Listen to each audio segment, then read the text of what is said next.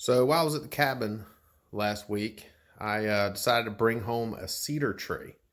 I chopped down like a 10-foot log and a 4-foot log, and I'm gonna have a buddy mill them for me so that we're gonna cut the big 10-footer in half and use it for side posts to hold up the loft, just to carry the lookout, because we use a cedar post to hold the center of the loft up.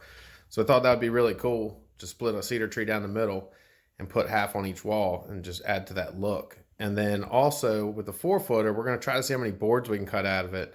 And we're going to use those as sill plates for the windows with a rough edge on one side, like a rough cut, natural edge on one side, and just, make it the top sill plate. So interested to see how this turns out. We'll see. So this is the Hudson Homesteader, and you can see that it's basically a bandsaw. And this thing rips through pretty much everything. You can see over here we have some oak that we've already ripped down into some timbers, and it's curing.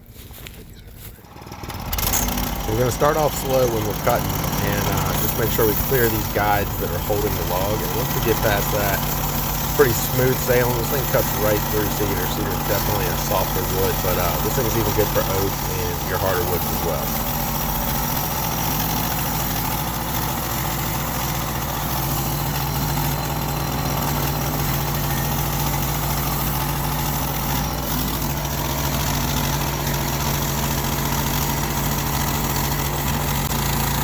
You're going to be close on it. Now to cut our windowsill boards, and these are just rough cut from a 4-foot log. We'll actually trim these down to match each windowsill once we get on site.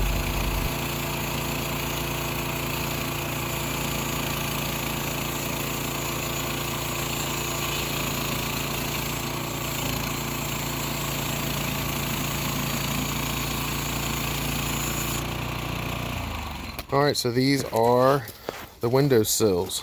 I'm going to trim one edge flush to go against the wall, but have a nice rough edge for the sill plate for the windows. I think it's going to look beautiful.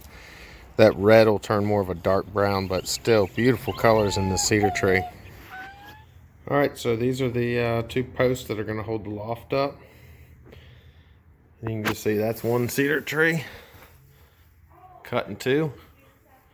So this side will go up against the cabin wall, and you'll have that rough edge facing out. Should look really cool. Match the existing cedar post that we have in there that we're using to hold the loft up right now.